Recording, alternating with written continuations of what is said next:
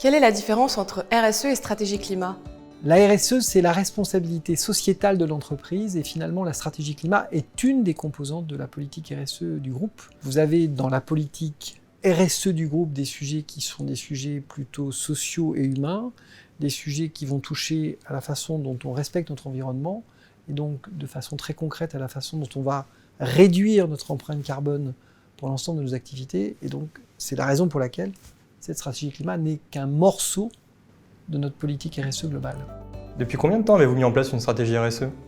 La stratégie RSE en tant que telle, avec ce terme RSE, est quelque chose qui par nature est récent, puisque cette notion RSE, de façon très claire au plan législatif, date de 2019. En revanche, avant de faire du RSE, on avait une notion de développement durable, et là on remonte beaucoup plus en avant dans l'histoire du groupe, et sur les sujets de développement durable qui avaient plutôt une connotation environnementale, il faut remonter à 2006 pour trouver au sein du groupe un certain nombre de travaux qui sont faits pour imaginer des solutions qui réduisent notre empreinte carbone. On a un deuxième sujet qui passe en parallèle et qui démarque quasiment à la création du groupe Bouygues, c'est la façon dont on traite l'humain au sein de notre groupe. Nous avons voulu mettre notre entreprise au service du progrès humain et on peut dire que dans la façon dont nous considérons nos collaborateurs avec les principales règles que l'on se donne, notamment concernant le respect des collaborateurs, ce sont des choses qu'on a mis très tôt dans notre mode de fonctionnement.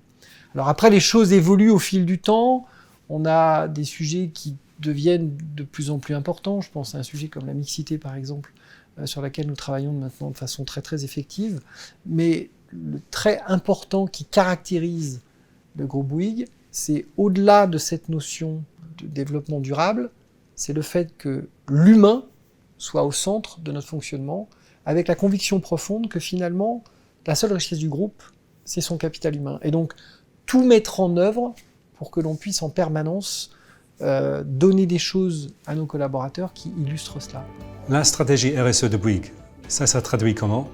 Le sujet stratégie climat, il faut d'abord comprendre que ce sujet, nous l'avons pris à bras-le-corps en 2019, finalement à la suite de la montée en puissance de 2 parties prenantes sur 3. Vous savez, dans une entreprise, on a des collaborateurs, des actionnaires, des clients. Et bien sur ces 3 parties prenantes, on avait d'une part les collaborateurs, d'autre part les investisseurs, qui avaient des attentes particulières et qui nous demandaient de bouger plus vite sur ces sujets-là. Pour les collaborateurs, il s'agissait d'avoir une quête de sens, notamment dans nos jeunes collaborateurs, qu'est-ce que le groupe faisait pour réduire son empreinte carbone. Et pour les investisseurs, c'était la volonté de savoir leur démontrer que nous prenions effectivement des mesures pour réduire notre empreinte carbone.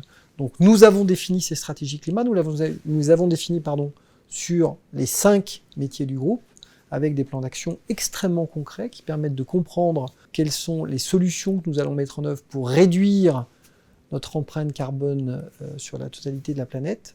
Et sur les sujets humains, nous avons historiquement pris un certain nombre de mesures dans la façon dont nous gérons globalement le capital humain de l'entreprise, et nous avons accentué un certain nombre de mesures concernant la diversité, concernant la mixité, un certain nombre de choses qui correspondent à un changement un peu sociétal de notre groupe, qui est à l'image de l'évolution de la société.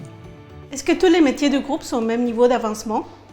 Globalement, les efforts pour pouvoir conduire les politiques climat ne sont pas les mêmes quand on parle à Colas, quand on parle à Bouygues Immobilier ou quand on parle à TF1. Et d'ailleurs, les empreintes carbone des 5 métiers du groupe sont complètement différentes les unes des autres. Et donc, évidemment, les natures de solutions que nous allons conduire pour être capables de réduire ces empreintes carbone sont aussi toutes différentes. Donc, on a un mouvement qui est imprimé dans chacun de nos métiers, avec une cible qui nous permet d'être en 2030 au niveau qui est fixé par l'accord de Paris.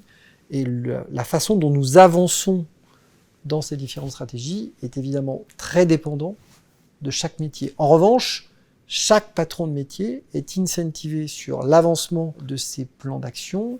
Et pour les métiers qui sont plus difficiles, sur lesquels il y a plus de choses à réaliser pour être capable de modifier profondément l'empreinte carbone, nous avons, et pour Bouygues Construction et pour Colas, fait labelliser nos sociétés avec ce que l'on appelle le SBTI, qui est une façon de montrer notre plan d'action à un organisme officiel, de le faire certifier pour pouvoir faire valider le fait que les mesures que nous prenons nous permettent effectivement d'atteindre cette réduction d'empreinte carbone que nous souhaitons atteindre.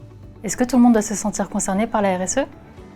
Mais la RSE, finalement, dans les domaines qu'elle couvre, quand je reprends par exemple un sujet aussi simple que la stratégie climat dont j'ai parlé, simple dans la mesure où l'impact qu'il a est maintenant totalement perceptible et qu'on l'a été après été avec tous les phénomènes climatiques que l'on rencontre, je pense qu'effectivement chacun doit se sentir concerné. Nous devons céder une planète à nos enfants qui soit encore respirable et dans laquelle on puisse faire des choses.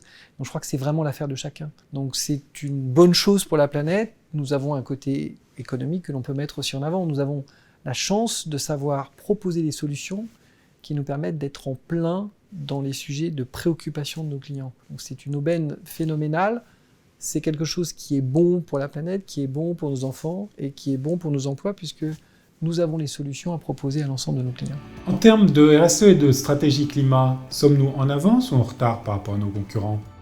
Quand on prend l'historique du groupe sur les sujets de développement durable dont j'ai parlé tout à l'heure, on voit qu'il y a pratiquement 15 ans que nous avons démarré l'étude de solutions qui nous permettait de réduire notre empreinte carbone.